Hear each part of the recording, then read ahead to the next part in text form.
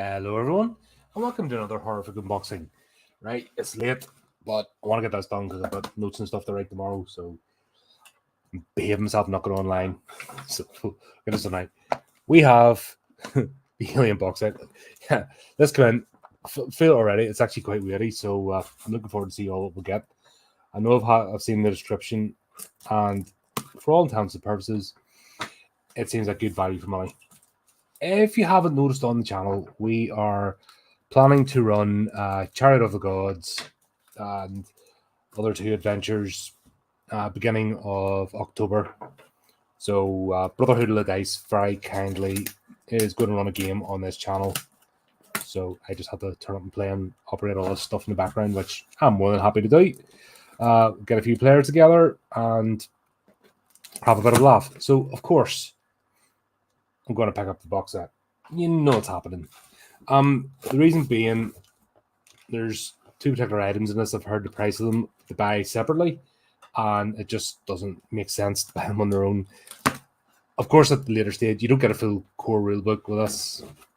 That will come. You know how it is. Like I said before, even if you never planned to play the game, a lot of these books are nice. The scene setting, everything else. Oh, right. So already, oh god, I'm gonna garrot myself online. That's clever. Right, we got stuff.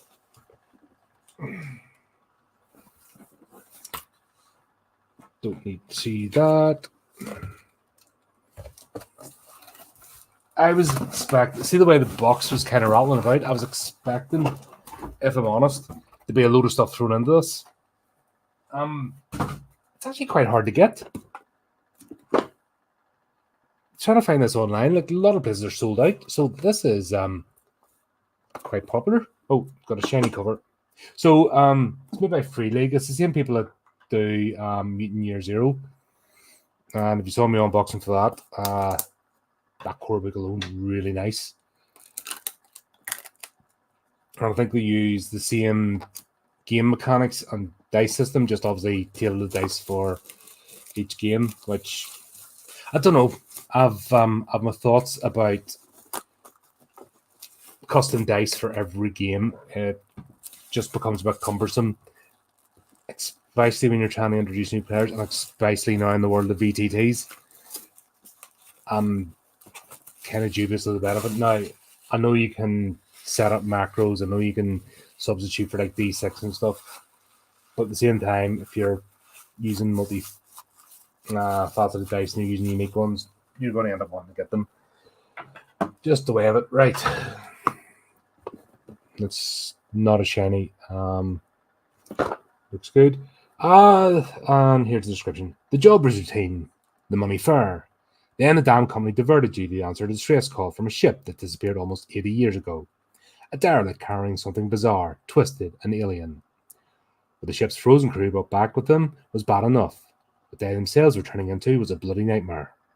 Add that to the annoying sensor ghost shadowing you in the void, and the stress level is shot. It's all a bit much. You don't get paid enough to deal with monsters, but hold your breath, count to 3, and play your cards right with this one, and you just might walk away very rich, or, who am I kidding? You're all going to die. There we go, like it. Just this is like, I'll be honest, I haven't even opened it yet. I only paid a few quid more than the Call of Cthulhu starter set, and I'm deeply impressed. Already with a box, like that's it. That's my unboxing, right? I've got a shiny box. See, is done. I know I'm being silly, but oink. Aha, right. Also, I'm under strict instructions not to read certain parts because I don't want to spoil the game. Right, so read games catalog.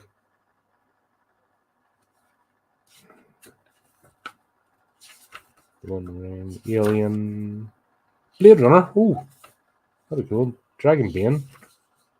So these are these are all games that Free League do. Sorry, I keep remember this shoot the screen to get intense. The One Ring, Aussie token-esque. This one we're about to look at.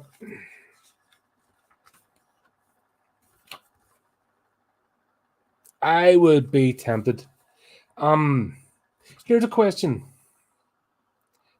Is Blade Runner sci-fi horror? It's a bit more than just an action movie, isn't it? There's something deeper going on there. And definitely with the replicants, like some of the scenes in the movie were like close to horror, if not horror, you know. What else we got? We've got Dragon Bane. No idea what that's about. Looks nice. Oh, we've got miniatures, well one. Okay. Probably butchers. Vaesen. Nordic horror roleplay. That looks cool. I'm only doing one of these a month. I'm not banned more in the 1 month because I end up bloody skint, so I'm not doing it. Tales from the Loop. Not too familiar with that one.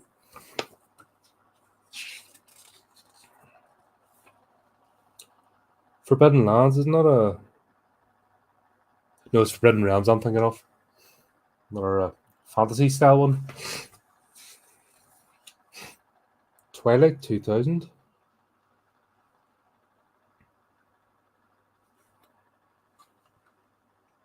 Not too sure. Is that based on...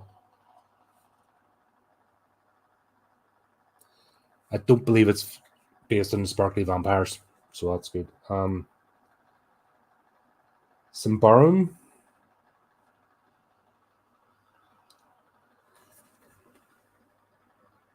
Oh, they've done a lot of nice. I'll tell you what, a lot of nice looking things.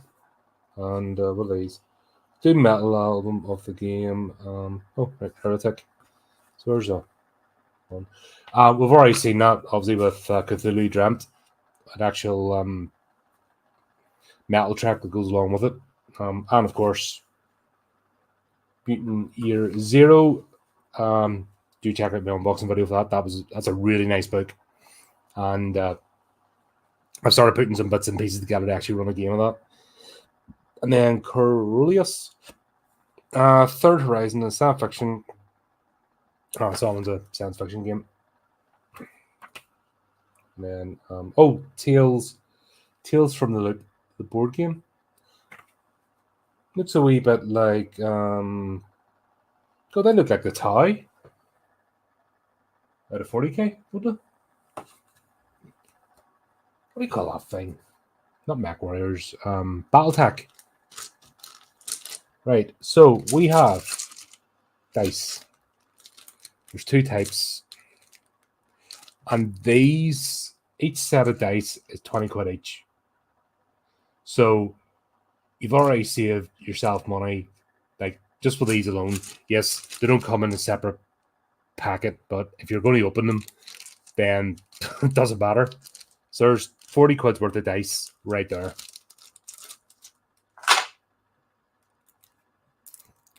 We have cards that do stuff. We'll obviously find out more about those. And we have, we have markers. So as you pop these out, lay them on the table.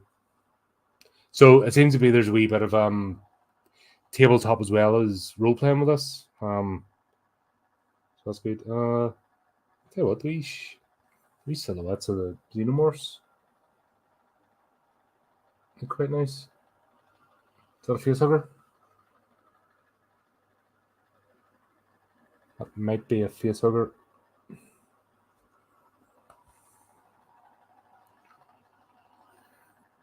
got ships. We've got human characters. So these are all, you know, when the scanner's going and pinging. So I guess something happens there. Power up sensors. Okay. So there's little cue cards here as well. they're little markers that do something. Righty-ho. I'll set that in the top.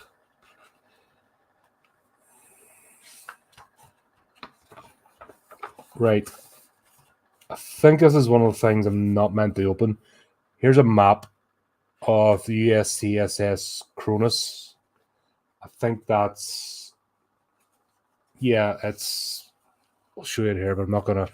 Right, so there's like a battle map of the ship, and I think you use those counters with this while you're playing the game. And of course, obviously in BTT, it'll already be done out.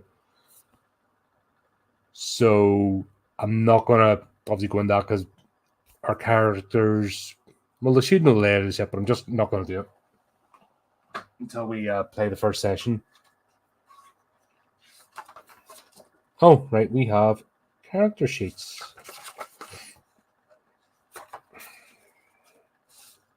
So yeah, for this, I'm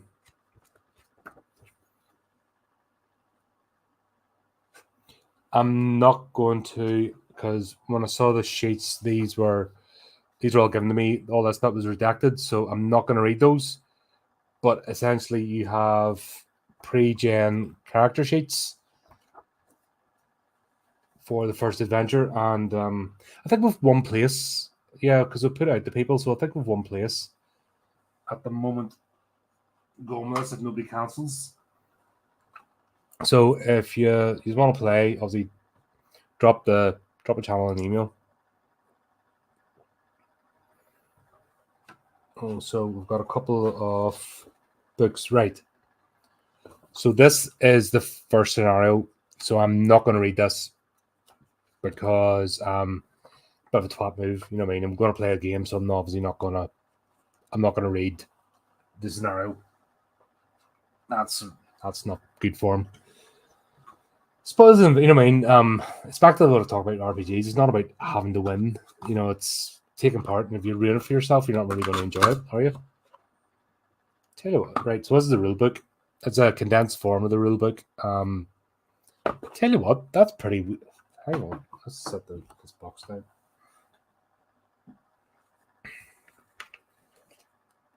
For a starter rule book, that is pretty decent. What have we got? 104 pages. All right, okay. So it's only 100 odd pages of rules. That's nice. That's nice paper. So there we go.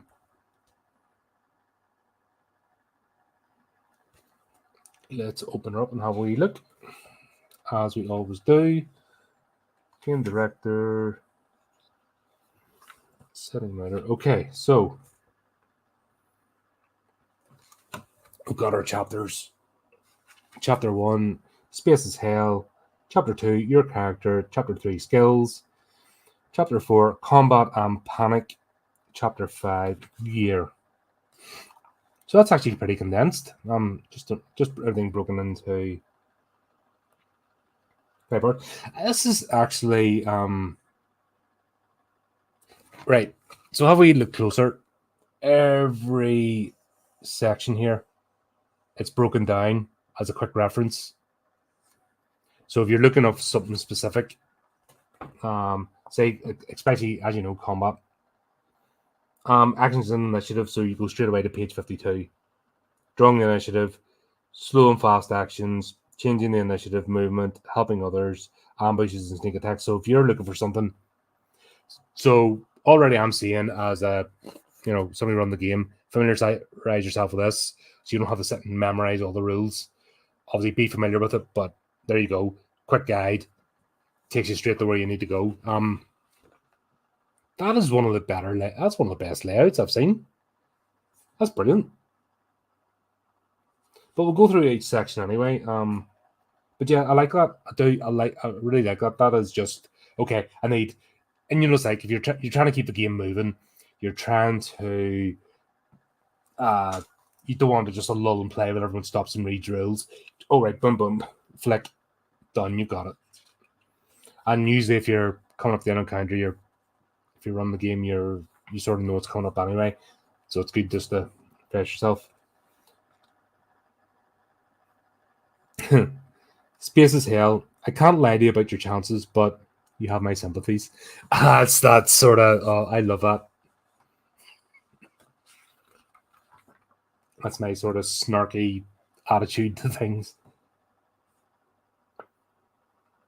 Ship's log, USCSS Miranda, blah blah blah. What's the story, Mother?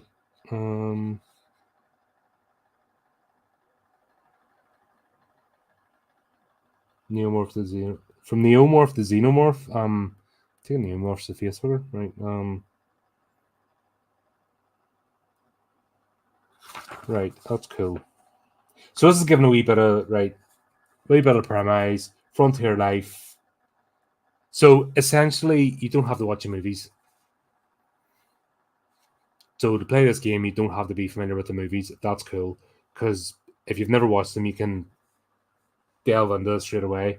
Territories of the Frontier, Three World Empire.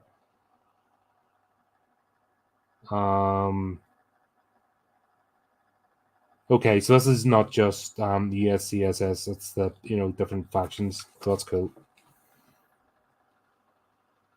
Dominion of the Stars. So this is a good read, actually.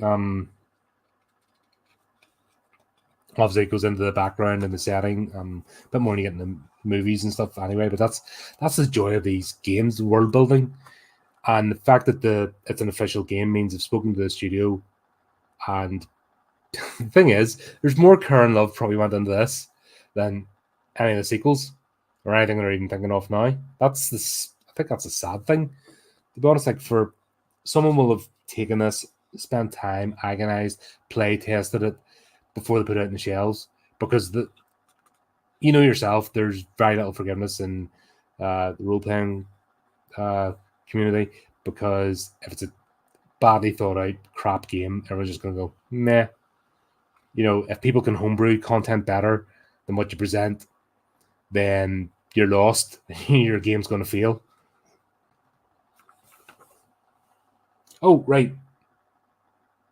So we've got a whole timeline going from 2023 onwards.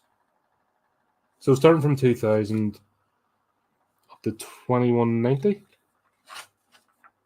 Cool. So that's right. Like I said, if you're never going to play the game, and say you're a fan of movies, the background stuff here, and I guarantee you, this is better than any special edition thing that they just threw together.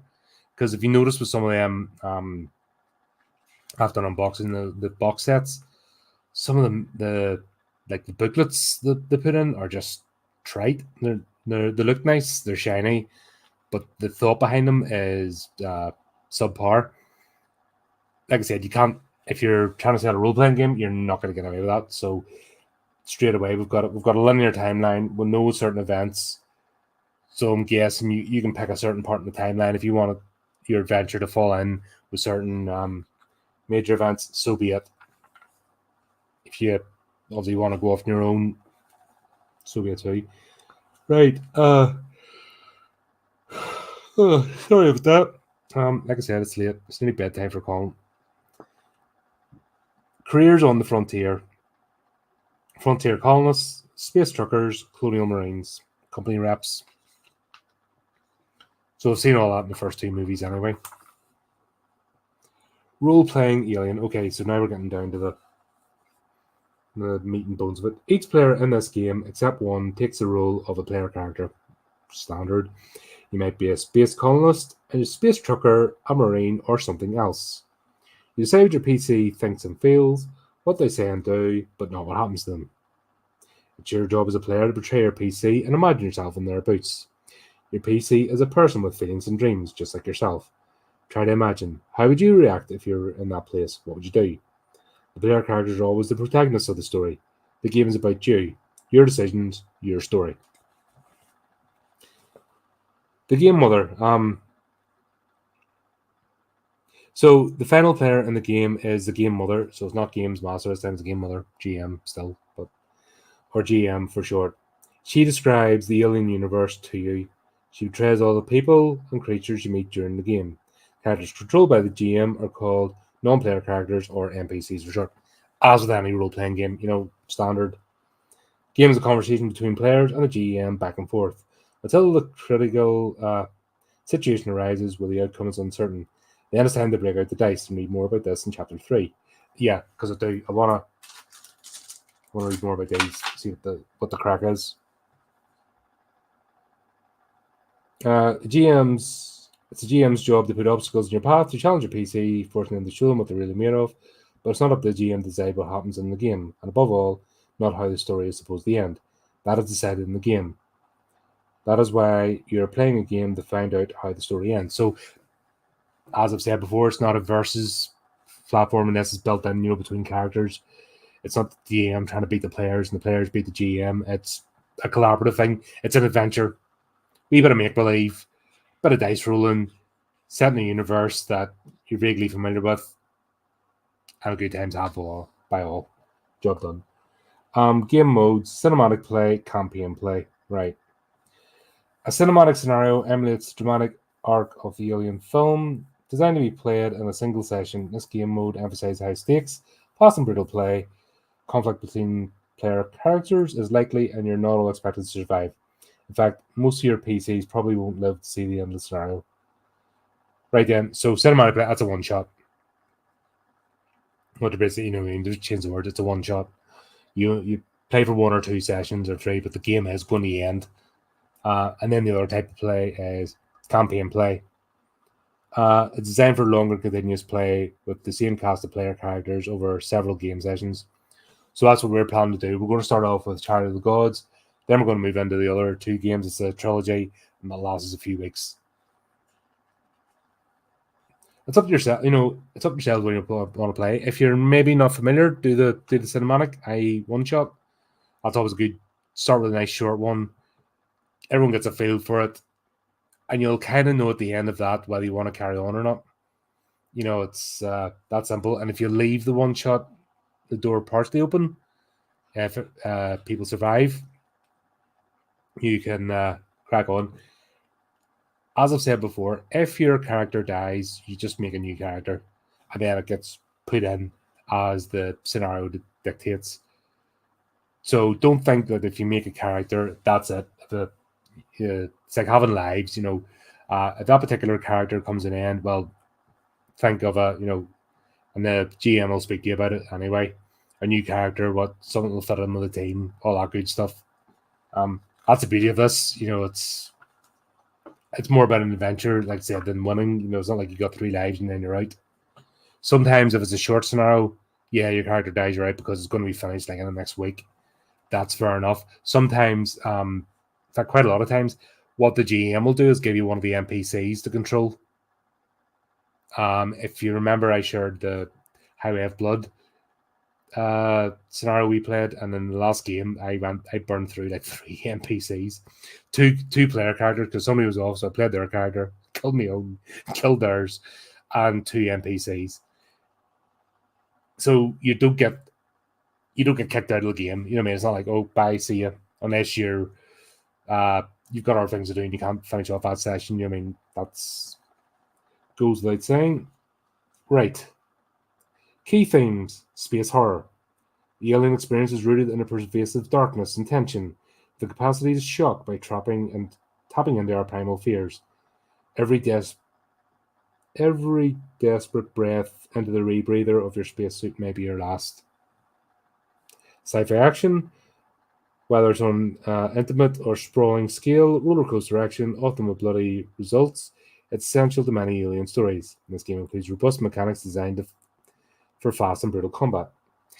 Basically, you meet an alien, you're dead. That's that's the way it goes. Unless you've got a plan. Sense of wonder. The alien role-playing game lets you discover strange worlds and ancient, incomprehensible artifacts on a grand scale. Many alien stories grapple with questions of humanity's creation, destiny, and place in the universe. I have a funny feeling, which I'm a bit worried about, that they've taken some inspiration from like Prometheus onwards, which were absolute pants. But we'll see. Tools of the game. The alien role-playing game requires you to improvise as you play. The game also provides a number of tools to help you create your story. Character sheets, like we've seen. Dice. In the alien universe, no more safe, blah, blah, blah, blah. So you've got your base dice, which are in black.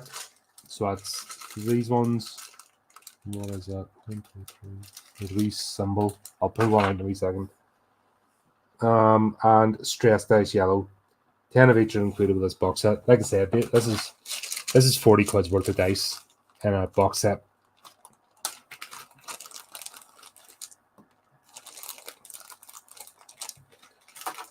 So this is your base dice. I'll find out what it does in a minute. But basically 1, 2, 3, 4, 5, and 6. So it's essentially a D6, right? 6-sided dice. So you don't have to use these. Just know that 6 is important. Like with most, even board games, 6. Cool. Here's your stress dice. However, 2, 3, 4. Right. So 1 is a face hugger, and 6 is the target again. The rest of the dice are normal. So, like with most games, a 1's bad, 6 is good. That's the impression I'm getting. So, give me a minute. Cards. The box set contains 2 types of custom playing cards. The 10 numbered initiative cards are used during initiative combat, while the personal agenda cards are used in the Chart of the Gods scenario. Right. Don't know if I want to.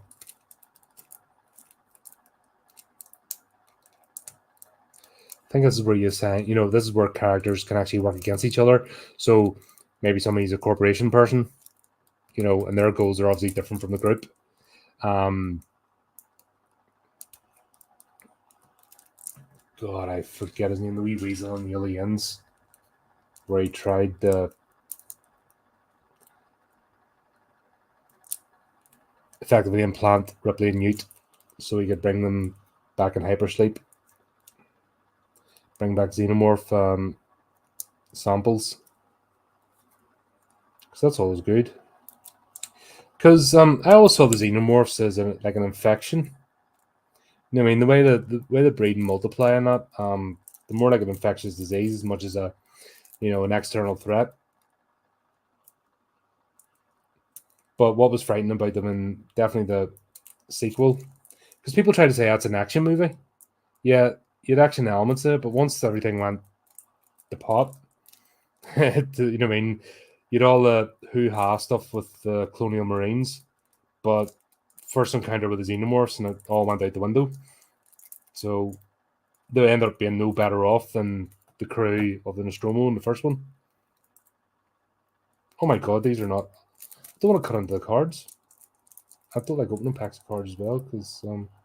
Oh wait, hold on. We have no nails. There we go. We've got a floppy bit in the middle. Da, da, da. Isn't this riveting? Hey, me sitting fumbling. I hope you weren't coming here expecting super slick. I'm not going to be on card trick seller. So we have.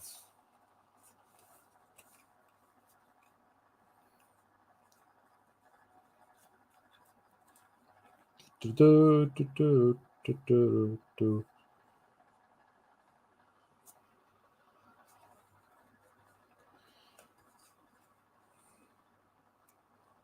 is this something else?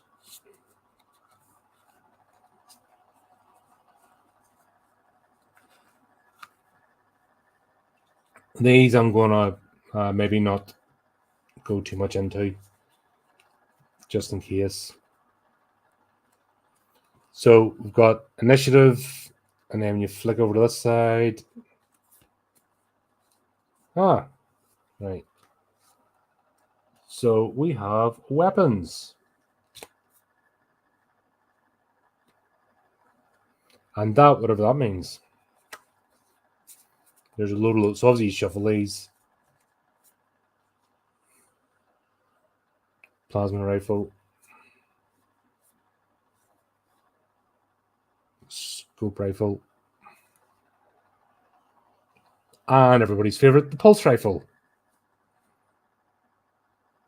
bolt gun. So you've got service pistol. Yeah, going too much. Right. So that's those. So the scenario comes up, whatever. We'll pick one of those, and that decides stuff. These ones, I'm not too right. There's got names on them. I'm not going to look at them. It's hard to not do. So you've got names on them, and then there's stuff down here. So that means, oh wait, hang on.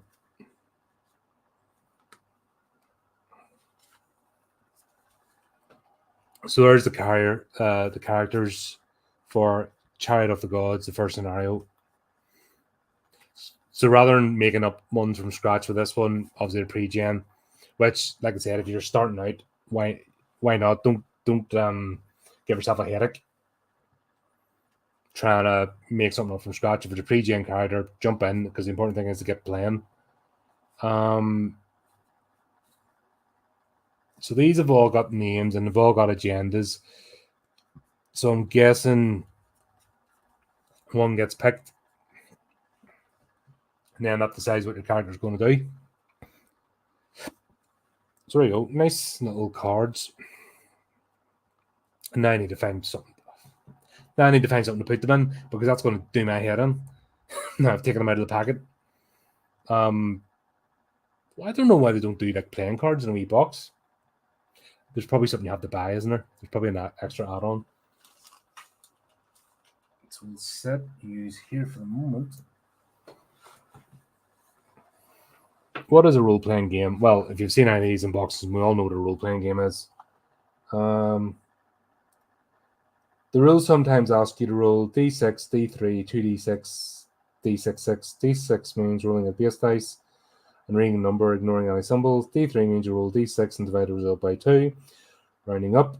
2d6 means you roll 2d6 and add the results. Another type roll is d66, which means you roll 2d6. Consider the first die as tens digit and the second one. Yeah, so basically, if you want to go into double digits, base dice, say you started that as your tens, but roll that, there's 14. Basically what that means, one's your tens, one's your units, so I rolled 14.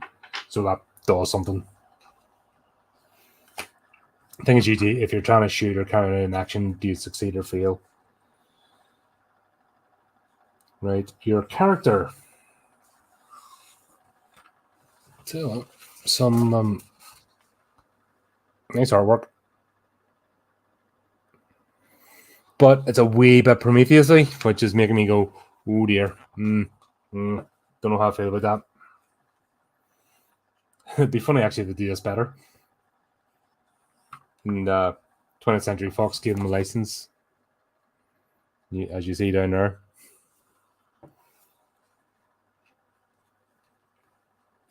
So, character cinematic play, campaign play. So you plan character accordingly if it's going to be a long-term character or just a one-shot. Career aspect of your character, attributes, strength, agility, wits, empathy. So nothing new there. Talents, tricks, moves, and minor abilities that give you a small edge. Each pre-generated character is included in this box set has a talent, and a wide range of talents are included. So that's when you go into your specializations. You attacky person, you fighty person. Do you command, blah blah blah, all that kind of stuff. Your skills are your knowledge and abilities you've acquired during your life. These are important. Blah blah blah blah. Oh, and then playing as an android. Androids are an important part of the Alien role-playing game. You can play as one of your character as your player character. Androids can have any career and may be open about their nature or secretly pose as humans. Rules-wise, androids work a little differently from humans. Higher strength, agility, can push skill rolls, don't suffer stress and thus don't have a stress level, never make panic rolls, don't. Oh, androids suffer damage differently. See page 77. Okay, right. Kind of makes sense.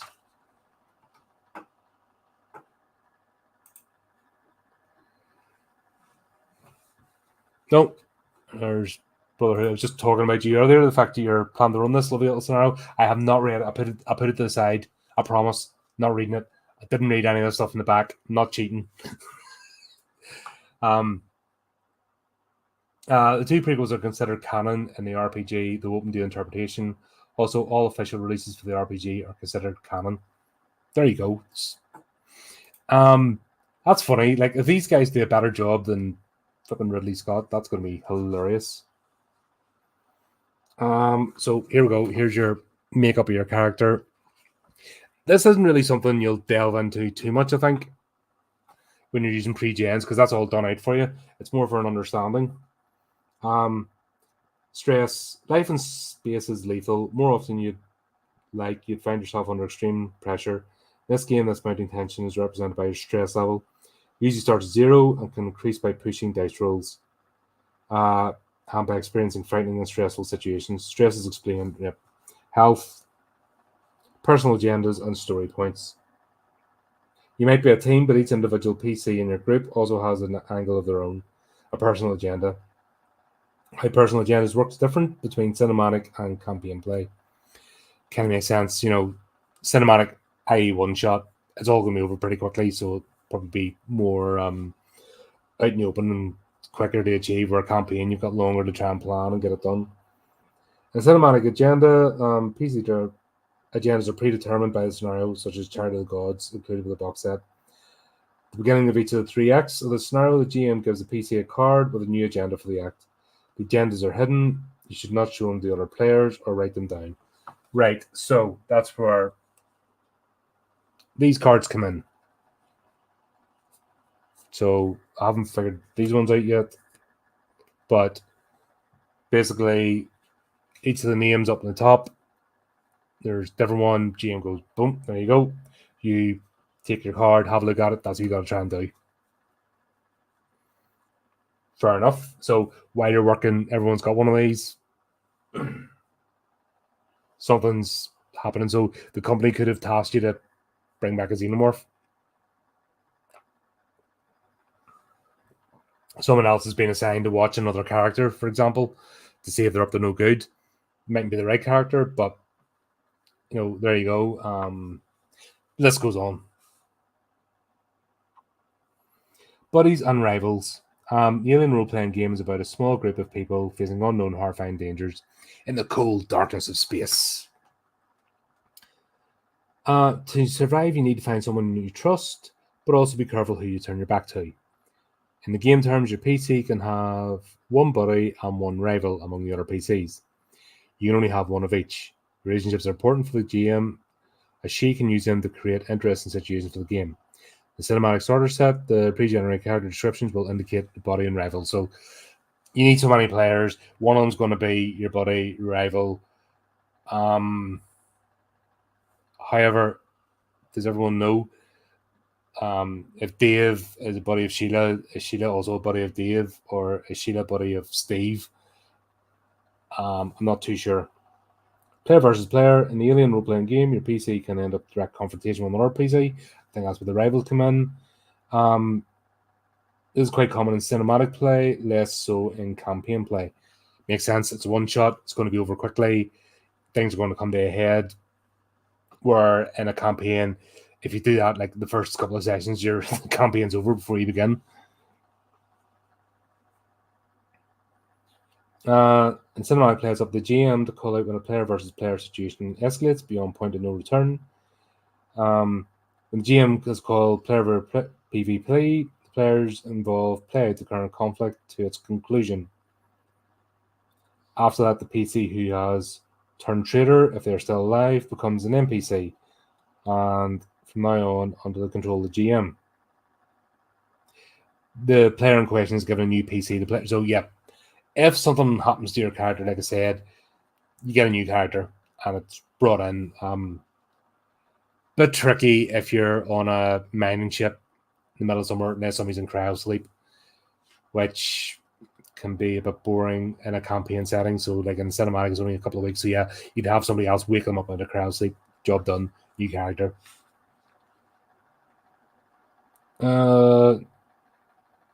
In campaign play, PvP is less common, and any such situations are resolved in the group. So yeah, people can be working together, but it doesn't come to open conflict because, like I said, if you do that in a campaign, you're kind of stuffed because the whole point of the campaign is long term. You're trying to achieve long term gains. Your gear. To survive in World Alien, you need the right gear. An M314 motion tracker, an MK50 compression suit, or an M41A pulse rifle can truly mean the difference between life and death to your character. Blah blah blah. You must write down the items and that. So yeah, like most role playing games, if you don't have it, you can't use it, and you have to declare before the start that you're actually carrying the thing because that's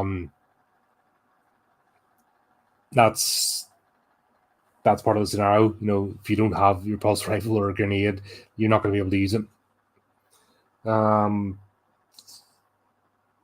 Even the motion tracker, you know, if you don't have one of them, well, you're blind. If you don't have a torch, you're blind. Consumables, lack of air, food, water, electric power, right? So survival game as well. There's a wee bit of a survival element. That's cool. Encumbrance. You can carry a number of regular sized items equal to double your strength rating without problems, but you're not going around with this huge backpack all the time. You're not carrying 100 kilos with you everywhere. That's just ridiculous. Right. Skills. Rolling dice. Here we go. There are 12 skills in total in the game. All blah, blah, blah. Strength, jelly butts, and empathy. Skills are measured in skill levels from 0 to 5. Chapter 1, 2 types of six-sided dice are used. Soon knows. Rolls without skill. If you don't have a skill required for a particular action you want to perform, you can roll anyway. Simply roll a number of base dice equal to your attribute, as well as any stress dice. When you use a skill first, describe what your character does or says, then add your skill level to the score and the attribute connected. I'll need to see that in person to see what that's about. Then just roll all the dice together. For your actions to succeed, you must roll at least one. So, yes, you have a certain number of skills, means you get more of these. That's a success. So if you roll 10 of these, you're more likely to get a success. Some things you might need more than one, so one isn't enough.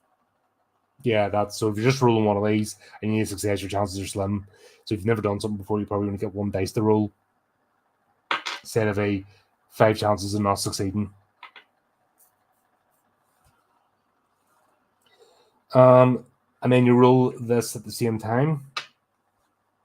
So that's the xenomorph, the facehugger neomorph symbol on the stress dice. The one is replaced by a neomorph symbol. If you roll one or more, you risk panicking. Right, there you go. So you roll one, snake eyes, that sort of thing. This is where your panic comes in. I think it's a bit like Call of Cthulhu. You lose insanity. Correct me if I'm wrong. The more you lose sanity, if you lose like a huge chunk in one go, then that's it. Your character loses the plot for a minute. Gear, the art of failure. If you don't roll any blah blah blah, something goes wrong for some reason, you fail to achieve your goal. Feel free to elaborate in a way with the help. Yeah, so you're trying to open up an access panel. You're trying to what do you call it? Hack into it. You fail, so the door shuts another blast door instead. You can't get through there. You have to go find something else. You know, may only open partially. That kind of thing. Chances. All right, so there's a nice way for everyone who likes percentages and all that good stuff. You got chance of success, push roll. There we go. Obviously, the more dice you roll, the more chance you have. But then again, if you roll more, I don't know what the mechanics are yet, but if you roll more of these, you're good. If you end up rolling more of those, you're in trouble. Is it always equal or what? Don't know. Don't know. First time. That's why we're here. Let's figure this out. Describe your action. So yeah, that's any game. You always go, I'm going to try to overwrite the code in this access panel to open the door. You always explain what you're about to do. You'd be surprised how many people can't get their heads around that. And also, what I get is people metagaming a lot. It's like, doing the characters like, hey, fellas, right? I'm gonna try and override this door so we can get through. Somebody give me cover and fire in case something comes through the other side. All right, I'll take up a second here. Watch it. You just talk in character, and then you're also explaining the GM. GM might go, okay, so you're doing this, you're doing that. Just to clarify, yep. Go roll a scenario, see what happens. Nobody's putting on an acting voice or anything else. It's just a case of just giving a wee bit of yourself and enjoying yourself. Greetings, Extreme Asian Shock. I don't think I've seen you on the channel before, so welcome. Hope you're enjoying this. What this is a tabletop role playing game, horror game. So as I just got the starter set, so we're going through it. Right, stress level. Pushing yourself builds tension to a point where you risk going into a wild panic or a violent outburst. When you push a roll, your stress level immediately increases. It's the same as Call of Cthulhu then. If you fail a roll, then you have a chance to push it. But if you push it, there's consequences and fail. Yeah, that's cool. Panic. Pushing dice rolls is a little like playing blackjack. Increase your chance of success, but if you push too hard, you suffer the consequences. In the Alien role-playing game, these consequences are triggering panic and losing control of your character. When you roll stress dice and skill roll, and one or more... These are what you're using. Okay, right. I think I figured it out. All right, and somebody can correct me if I'm wrong. These are what we're using normally. Roll. However, if we want to try and get a success, but don't have enough skill, or we really need to get this, then you start adding these dice. Problem is, with these dice, you get these symbols, and then that starts panicking your character because you're overexerting yourself. You're really putting yourself. You've only half a tank of oxygen. You're going to try and get the other end of the bay. You're outside the ship. You're going to try and get from one end of the ship to the other because other player couldn't unlock the access panel, so you have to go outside and spacewalk to the end to open it from the other side. Your character doesn't have enough of these to do it, so you add these dice, and then as the oxygen goes down, you start to panic, you use more oxygen, blah, blah, blah, stuff happens. I think that's how it works. Correct me if I'm wrong. Oh, right, we've got an example. Right, let's read the example, see how I did. Example, Den's character Nat is trying to repair the engines of the Miranda. Nat is already on edge, with a stress level of 2 from discovering the corpse of a fellow crew member, Reid. The GM says that the repairs require a heavy machinery roll. Nat's strength is 5, and her skill level is 3. So she picks up a base dice. She adds 2 stress dice because of her current stress level. Despite rolling 10 dice, none of them come up with a 6, basically. Or is it? None of them come up with that. Of the 2 stress... Oh, right. So every point of stress you have, you add one of these to your roll. Now, does that mean you roll less of these? So if you're going to roll 10 dice, are you rolling 12 dice, or do you only roll 8 of these and 2 of those? Do the stress dice come in?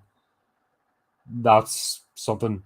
So if you're normally rolling 4 dice and you've got a stress level of 1, do you roll 3 of those and then one of these, replace one of the dice? You roll everything. So do you add... So say I'm rolling... You need to roll 4 dice and you've got a stress level of 1, then you roll 5 dice. Is that the way it works? 49 or 2 dice go up. 2 stress dice show the neomorph. So she can push the roll. This increases her stress level to 3. And she rolls 8 base dice and 3 stress dice. This time 2 of her base dice come up with a success symbol, and it's more than enough for success, and none of the stress dice. So if you push the roll, you get an extra one of these, and then obviously you're taking the chance of getting stressed out. Yep, you get more stress, you get more dice, the more chance of successes, but more panic. Right. So this is your, when you're rolling these day and night, if your character becomes stressed due to the game, you automatically get one of these. However, you roll once, you fail, you want to push it, you get an extra one of these to play, to add to your dice pool. Sounds actually pretty straightforward.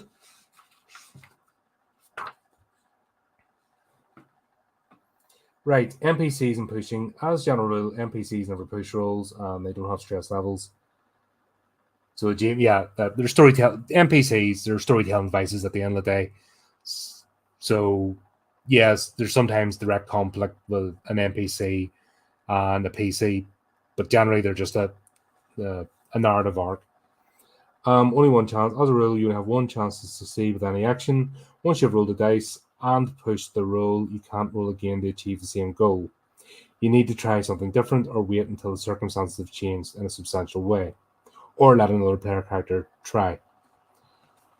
So, dunk, failed. Push again, you get one of these. Dunk, fail again. Then that's it, you're done. And if that didn't come up, then you don't get stressed. But if it does, you do, and that's the additional thing they add. But then you try the access panel, you fail once, you do it again, you fry the circuits, so you can't get through the access panel. You have to come through the other side, or you have to let the thing cool down, or you're trying to start an engine, you flood it, so you have to let it cool. All that kind of good stuff. Modification, right? Sometimes external factors help you to succeed. That gives you extra base dice to roll. Other times, something hampers. Right, that's your minus 1d6 plus d6. So if you've got a spice of the skill, so you're going to repair an engine and you're a mechanic, you get extra dice, base dice to help you out. If you try to repair an engine, you're not a mechanic, you get a modifier, you get one taken away from you. Or you get extra stress dice because you don't know what you're doing. Something like that, I'm guessing. Difficulty. Normally, GM doesn't assess how difficult an action is. You only roll dice in challenging situations, period. But sometimes the GM might want you to underscore that external factors either help or hinder an action. Like only having you're going to do a spacewalk and you've only got half a tank of oxygen. That's going to be a minus to getting to where you need to go. And it's probably going to add an extra stress as well. It just depends. Oh, here's another example. Let's go. Gina's playing as Charlize, the captain of the USCSS Miranda, and she sent the crew out into the ship to search for missing corporate liaison Torres. Oh, for missing corporate liaison Torres, right? Torres, a corporate liaison. First, Reed turns up with his chest torn open, like something burst out of it. Then Negan loses his shit and voids himself out of the airlock. Charlize has the medic Hayes with her to look for the remaining company handler. So GM says that Hayes can act as a helper for her observation role, need to sort out the confusing signal mess in the tracker. Charlize has wits 4 and observation 2, so that's 6 base dice. Right, okay. And the tracker gives her 1 bonus die.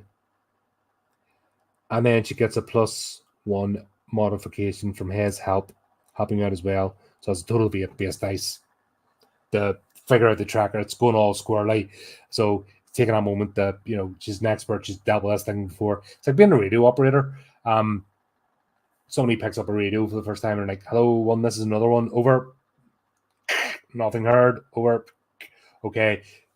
And if you're experienced radio operator, you can't, okay, what time of day is it? Have the frequencies changed? Have they done all this?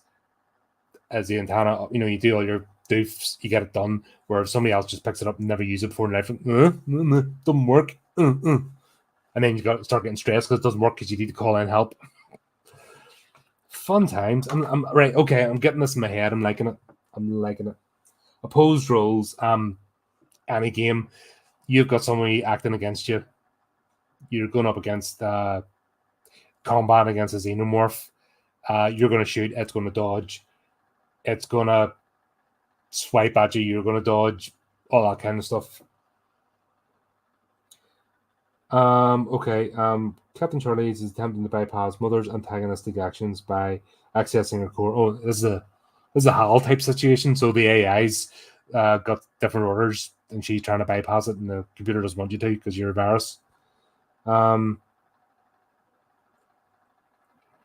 says as an opposed roll against Mother's impressive 8 base dice, representing the AI's protocols. Charlie's has no contact skill, and she's just rolling her 4 base dice from her wits. The roll comes up with 2 successes symbols, but the GM rolls for Mother and gets 2 success symbols as well. Mother's 2 cancel out Charlie's, which spell trouble for Captain. Yeah. Stamina strength. Close combat, that'll be all the usual. Range combat, usual. Observation, like using that, you know what I mean? Like spot hidden and all that kind of stuff. No, you know what I mean? You either see the thing or you don't. Or you figure out the pattern or you don't. Contact, androids, right? That's basically your tech skills. You either, if you're skilled in it, you're more likely to succeed. If you're not, you're not. You make it lucky, that's the whole point. But you get yourself, you might do more damage trying. So that's what you got to think about. You know, yeah, I don't normally do this. I can have a go, but it could really fluff up and cause problems. It's a good idea to go like sticking spanners or screwdrivers into things, hoping it'll work. Survival's wits, manipulations, empathy, medical aid is empathy, recovery, civil aid. Okay.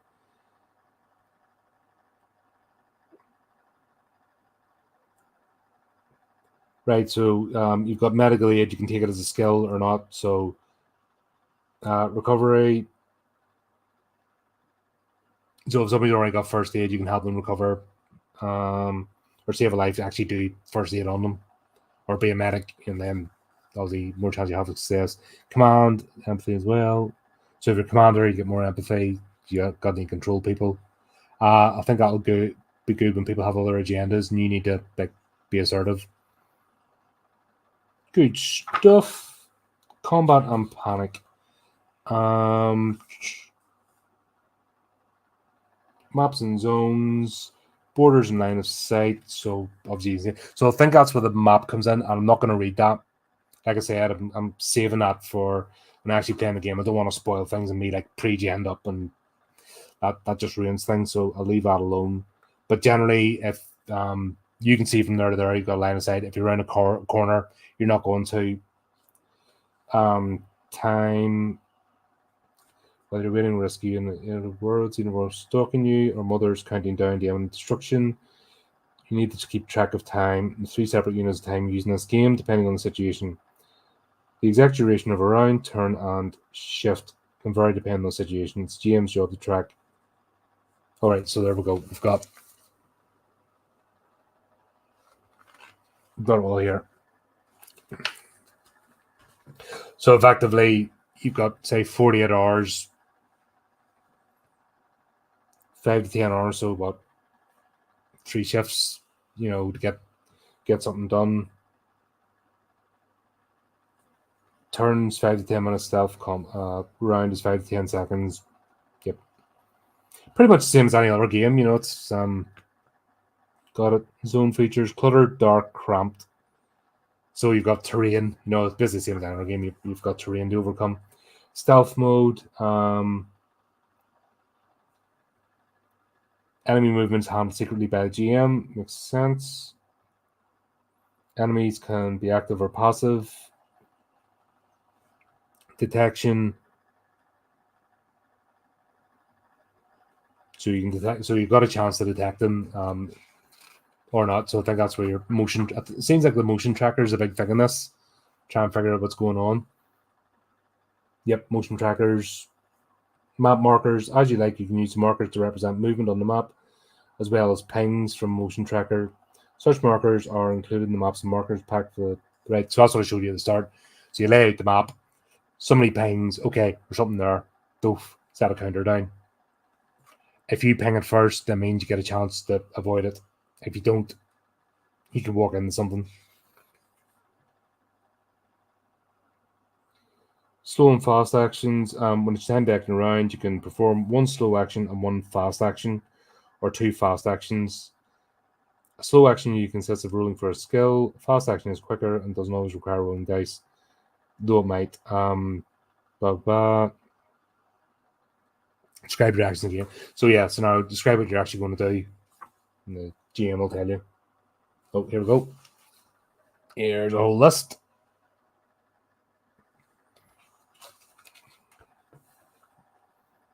Run. So slow actions: crawl, close combat attack, shoot firearm, burst into full auto fire, throw weapon, reload, first aid, stop panic, give orders, persuade. Fast actions: run, move through door hatch, get up, draw weapon, block attack, pick up item, shove, grapple attack, retreat, aim. Probably drive. Okay, right. They're on helping others, so that just gives them bonus dice. Ambush and sneak attacks. That's a nice. Look at that. That's a nice drawing.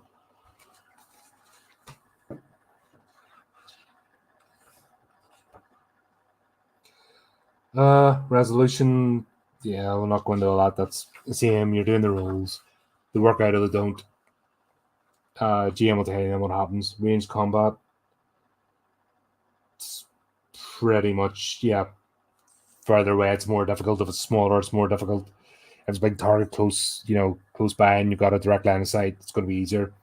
If you're actually trained to shoot, it's going to be easier. If you're not, it's going to be harder. The usual kind of stuff. If there's things blowing up around you or it's charging, it's going to be harder. If it's moving, all that kind of good stuff.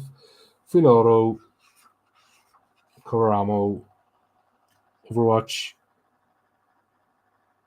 Yeah, so Overwatch, as a fast action, you can consume an Overwatch. So like I was saying, somebody's about to try and get the access panel. Somebody can Overwatch. They can be aiming at the door. So if something comes through, they can pop off straight away.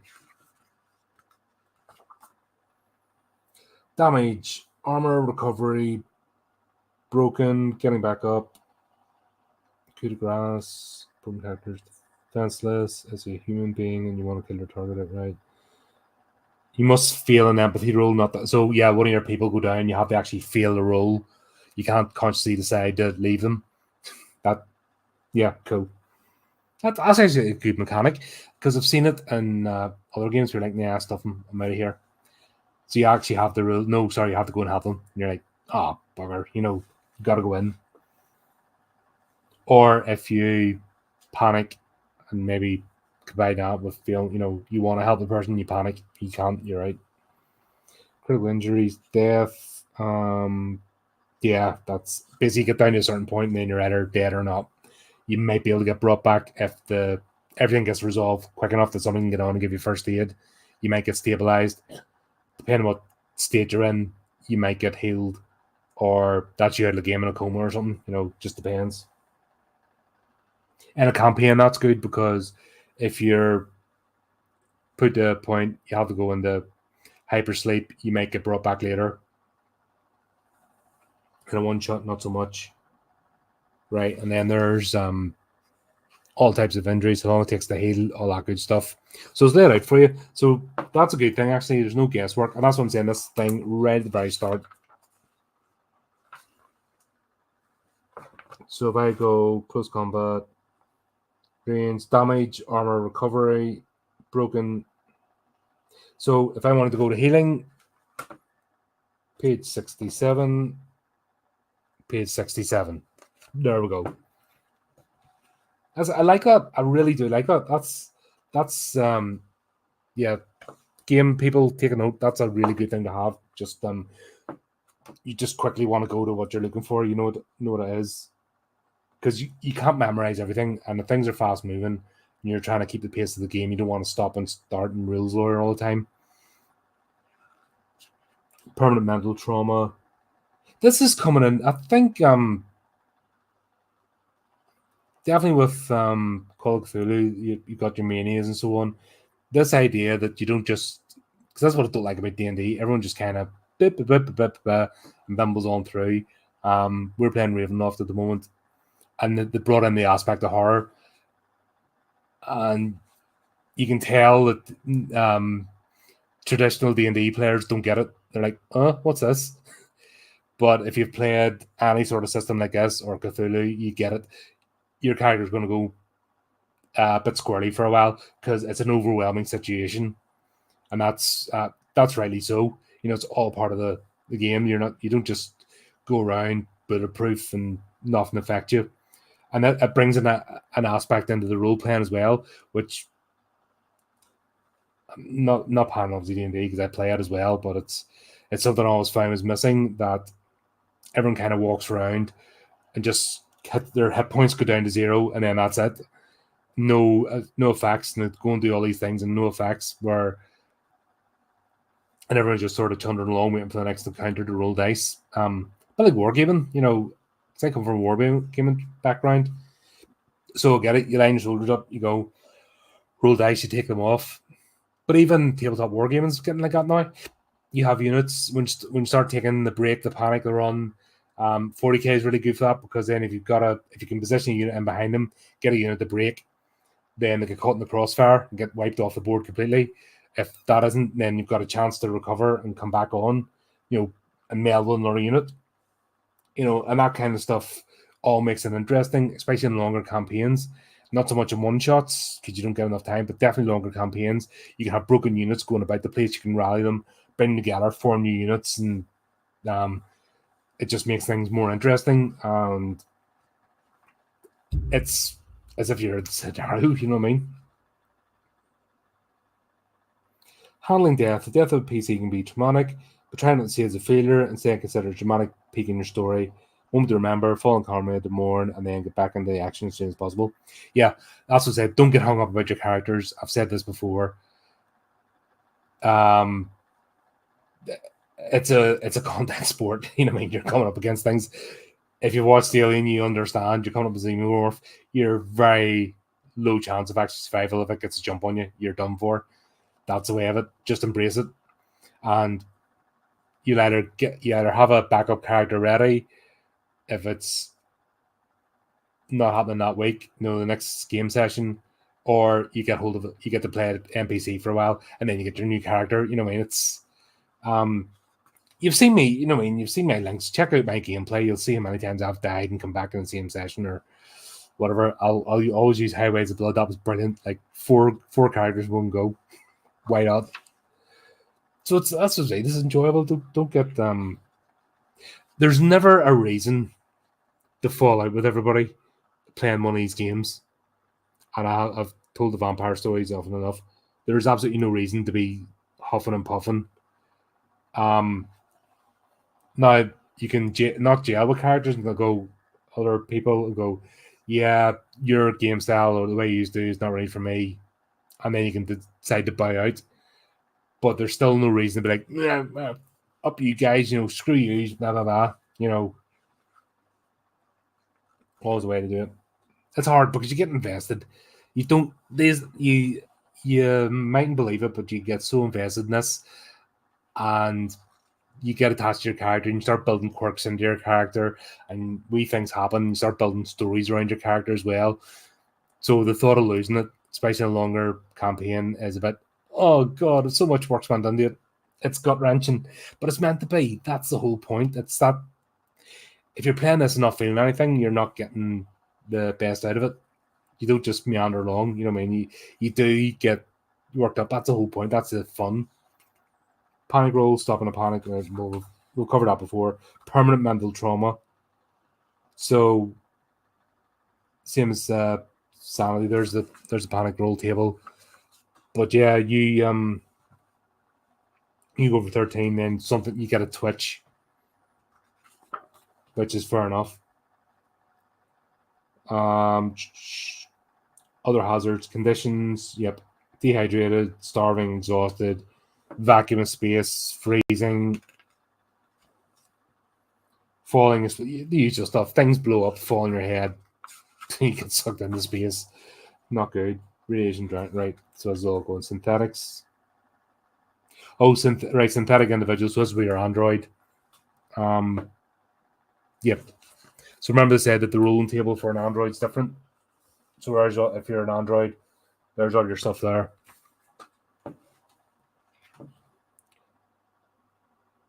Electric Sheep. It's illegal to program an android for violence against humans, while modern synthetics are governed by behavioral inhibitors that prevent them from injuring others. Earlier models are not so equipped, therefore dangerous. Expensive bypass packages are available on the black market. Right. That's as opposed to 3 laws. Xenomorphs, never getting into it. Right, basically, it's a xenomorph. You encounter it, you're dead. Job done. Unless you're a colonial marine, you might have a chance. Or there's only one of them, you might have a chance. Gear. Talked. Yeah. So there's all your shiny stuff. Show those in the cards. Probably tells you what to do with that. There's all your stats.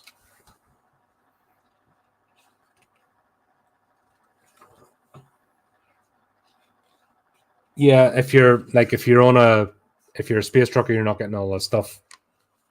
And also, if you're a space trucker and you come across that stuff, doesn't mean you're going to be able to use it.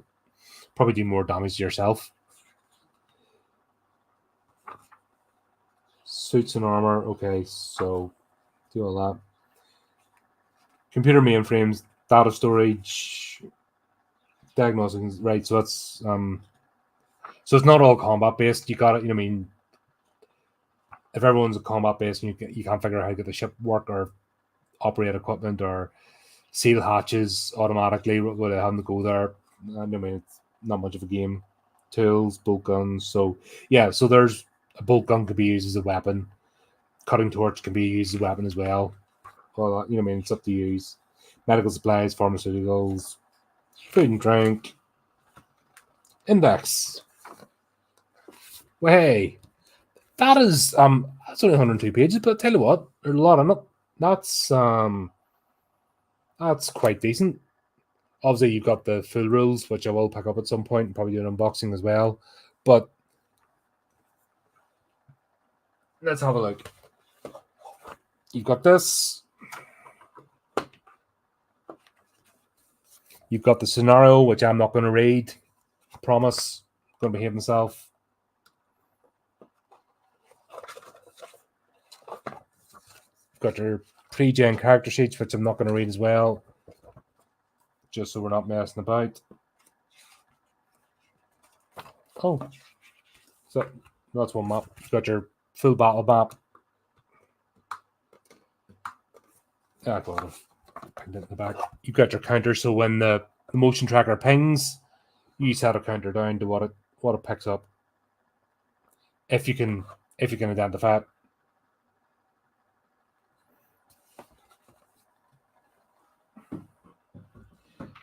You've got 40 quid's worth of dice, which is actually, these are worth more than what this cost. So that's a bonus itself.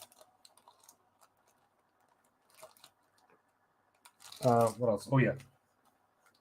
We've got our cards. Cool. So before I went through those. And most importantly, we've got a nice big shiny box to put it in. So there you go, folks. That's the Alien RPG starter set. I'm more than happy with this. Like I said, even if I never run a game, this is really an interesting and nice to read and nice to have. I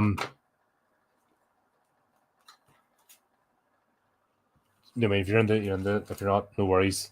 I hope it's something interesting. Even on the RPGs, if you're a fan of the Alien franchise, that's a nice thing to have because, like I said, it gives you a bit of background there. I only skimmed over it, but getting like timelines and different factions, you know, expanding out the universe, all very nice. So there you go. Hope you enjoyed that one. Like I said, we've scheduled for the 3rd of October. Hopefully, everyone that's responded so far is turning up. I think at the moment we're space for one more, but if you're interested, obviously drop the channel an email. We'll get that organized. If you do email, you come back to this after it's live, and you email and we're full up, no worries. But what I'll do is I'll keep your details, and then we'll take it from there. Maybe put you in a later slot or something, or things change. You know what I mean? Doesn't hurt in asking. And plus, if you're interested, give you Discord details and all that kind of stuff, so you can keep up to date with what's happening. All good. So hope you enjoyed that. Hope you're looking forward to the game. I am, and we'll take it from there. And obviously, thanks to Brotherhood of Dice for agreeing to run it. Gives me a chance to just concentrate and actually play. And I'm super busy at the moment, so it's great to have someone helping you out and helping make a bit of content. So hope you enjoy that. As always, keep up to date with the channel, do the type of clicky things, and until next time, keep it creepy, keep it horrific.